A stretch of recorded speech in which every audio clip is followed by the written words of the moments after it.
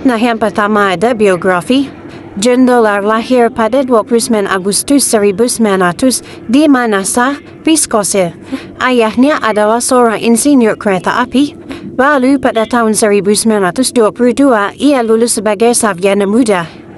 Tahun 1948, Dolar diangkat menjadi profesor psikolog dan wafat pada tahun 1980.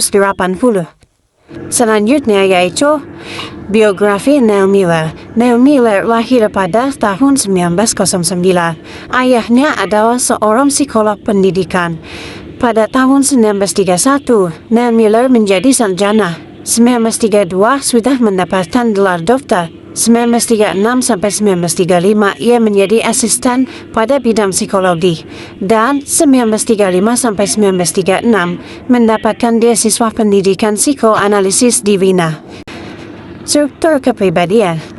Kebiasaan atau habit ialah satu-satunya elemen pada teori Dolar serta Miller yang mempunyai sifat struktural. Habit ialah ikatan atau asosiasi antara stimulus menggunakan respon yang relatif stabil dan bertahan usang dalam kepribadian. Ilustrasi norma seseorang bergantung di peristiwa khas yang sebagai pengalamannya. Dolar serta Miller lebih memusatkan bahasanya mengenai proses belajar, serta mereka menduga penting gerombolan habit pada bentuk stimulus mulut, kata, istilah, serta respon yang umumnya juga berbentuk verbal. Dinamika kepribadian. Yang pertama ada motivasi dorongan atau motivation drives. Dalam kehidupan manusia, terdapat berbagai dorongan yang diperoleh melalui pembelajaran atau secondary drives yang muncul akibat dorongan primer seperti rasa lapar, rasa haus, dan naluri seksual. Dorongan yang diperoleh ini berfungsi sebagai pelindung yang menutupi dorongan-dorongan alami yang ada. Sayangnya, dorongan primer ini seringkali tidak terlihat dan jelas. Yang biasanya diperhatikan itu adalah efek dari motivasi yang udah dipelajari seperti rasa cemas, rasa malu, dan kebutuhan untuk merasa puas. Dolar dan Miller ngejelasin bahwa dorongan atau penguat yang bersifat primer ini ternyata bisa digantikan dengan penguat atau pemberian sekunder. Kedua ada proses belajar. Dalam hasil penelitian Dolar dan Miller pada tahun 1941, mereka menjelaskan proses pembelajaran yang diambil dari orang lain. Proses inilah yang dikenal sebagai pembelajaran sosial atau social learning.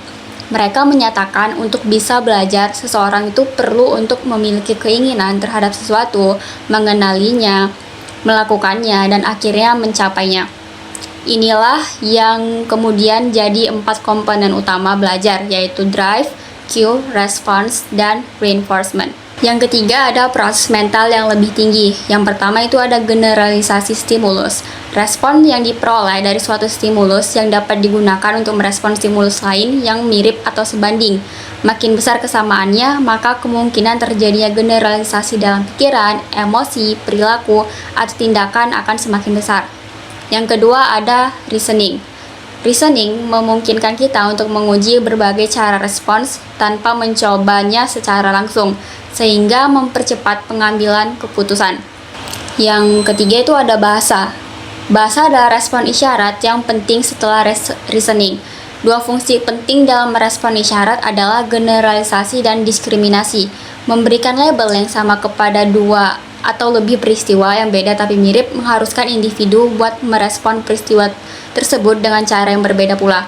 Perbedaan respon terhadap rangsangan ini dipengaruhi oleh berbagai faktor yang berkaitan dengan budaya masyarakat. Yang keempat ada secondary drives. Semua drive sekunder dapat dianalisis asosiasinya dengan drive utama, walaupun terkadang asosiasi itu begitu kompleks sehingga sulit untuk ditemukan jejaknya. Selanjutnya ada model konflik. Ada 3 jenis model konflik yaitu masalah approach atau avoidant, yaitu seseorang dihadapkan dengan pilihan yang dengan sisi positif dan negatifnya dalam satu situasi. Terus selanjutnya ada masalah avoidant. Seseorang dihadapkan dengan dua pilihan yang keduanya sama-sama negatif. Terus yang terakhir ada masalah approach. Seseorang dihadapkan dengan dua pilihan yang keduanya positif. Yang terakhir ada ketidaksadaran. Dollard dan Miller membagi isi ketidaksadaran menjadi dua kategori. Yang pertama adalah ketidaksadaran menyimpan hal-hal yang tidak pernah disadari, seperti dorongan dan respon yang telah dipelajari, serta kemampuan motorik yang dipelajari secara tidak verbal. Terus yang kedua ada isi ketidaksadaran yang pernah disadari tapi sekarang terlupakan karena adanya penekanan. Perkembangan kepribadian. Perkembangan kepribadian dibagi menjadi 3. Yang pertama itu ada perangkat innate respon sederhana serta primary proses. Perkembangan bayi menjadi dewasa yang kompleks terjadi melalui proses belajar yang mengubah repertoire primitif atau bawaan menjadi perilaku yang adaptif. Perangkat innate respon sederhana serta primary proses dibagi menjadi 3. Yang pertama itu ada respon spesifik, yaitu respon otomatis yang terjadi terhadap stimulus tertentu. Contohnya itu bayi yang refleks menggenggam jari yang memegang telapak tangannya. Yang kedua itu ada respon bawaan yang hierarki, urutan respon yang muncul sebelum respon yang lain. Contohnya itu ketika lapar, bayi ini akan menangis. Itu adalah respon utamanya. Lalu respon sekundernya adalah ia akan menggerakkan mulut untuk mencari puting. Lalu ia akan menghisapnya. Yang ketiga itu ada dorongan primer. Dorongan primer itu ialah stimulus internal yang memotivasi tindakan seperti lapar atau haus. Bayi yang rewel karena lapar biasanya akan menangis atau menghisap tangan untuk mengurangi rasa laparnya. Perkembangan kepribadian yang kedua adalah konteks sosial. Kemampuan bahasa dan isyarat sangat dipengaruhi oleh konteks sosial tempat seseorang tumbuh dan berkembang. Bahasa bukan hanya alat komunikasi, tetapi juga produk sosial yang terbentuk melalui proses interaksi dengan lingkungan sekitar.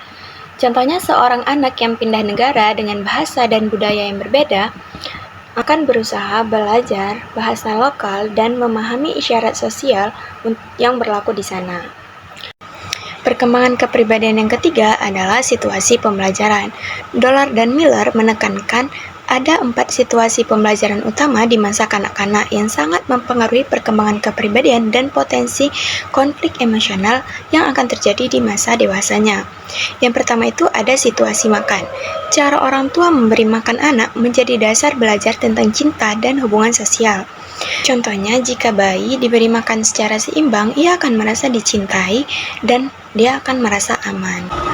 Selanjutnya itu ada pendidikan kebersihan. Proses anak belajar mengontrol buang air kecil dan besar atau toilet training merupakan tugas yang sulit dan seringkali terjadi konflik.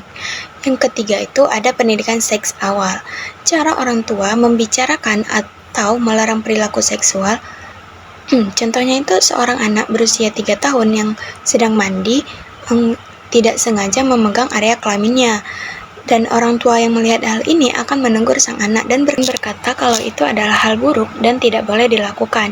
Si anak ini akan merasa bersalah dan cemas. Sejak saat itu, setiap kali ada keinginan untuk mengeksplor tubuhnya, ia akan teringat akan hal itu. Dan si anak akan menekan dorongan tersebut karena takut dimarahi. Nah, yang terakhir itu adalah pengendalian marah dan serangan. Cara orang tua merespon kemarahan si anak yang akan sangat mempengaruhi kemampuan anak untuk mengekspresikan emosinya.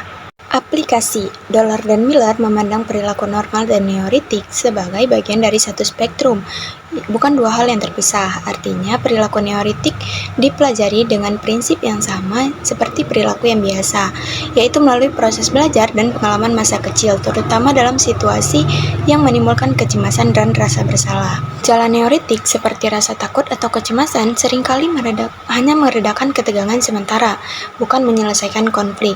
Jika gejala tersebut efektif mengurangi penderitaan, maka akan diperkuat dan menjadi kebiasaan. Ada 3 cara utama orang melakukan represi agar pikiran yang menimbulkan kecemasan tidak muncul. Yang pertama itu ada memberi nama lain atau mislabeling, mengganti makna agar tidak menimbulkan kecemasan. Misalnya itu kehilangan uang yang banyak, tapi disebutnya itu sedikit. Yang kedua itu ada respon pengganti atau respon substitution, mengganti perilaku yang menimbulkan kecemasan dengan perilaku lain. Misal tidak bisa berjalan karena kecelakaan saat membawa motor, maka Selanjutnya, ia akan lebih sering berjalan kaki. Yang terakhir itu ada tidak memikirkan atau not thinking, menghindari memikirkan hal-hal yang menimbulkan kecemasan itu.